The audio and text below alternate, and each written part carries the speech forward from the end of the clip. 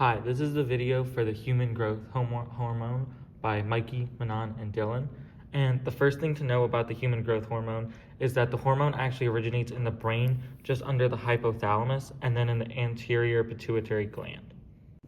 So the way this process starts is that the hypothalamus produces GHRH, and these travel down into the anterior pituitary gland which is this yellow part, and then they bind to the somatotrope, which is a type of cell in the gland, and this is our receptor right here, and these all come down and they bind to the receptor, which is a GPCR type receptor, and then after that, this leads to the secretion of growth hormones, which is right here.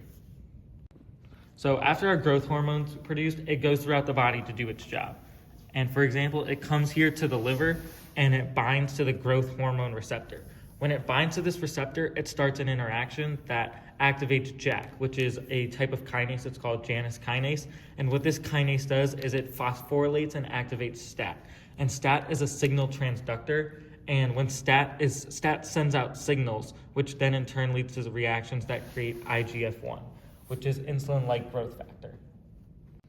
So after IGF is produced, it travels throughout the body and goes to things like bones and muscles. And when it binds to bone cells, it increases collagen, increases bone growth activity, and overall bone density and bone health.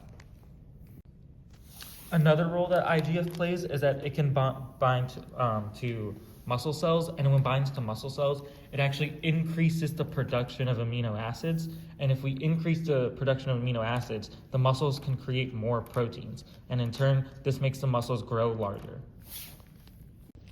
In addition to being responsible for facilitating muscle and bone growth and development, IGF-1 and the human growth hormone are responsible for increased blood glucose levels. Overall, IGF-1 and the human growth hormone pathway are responsible for helping us develop as we grow older and stronger.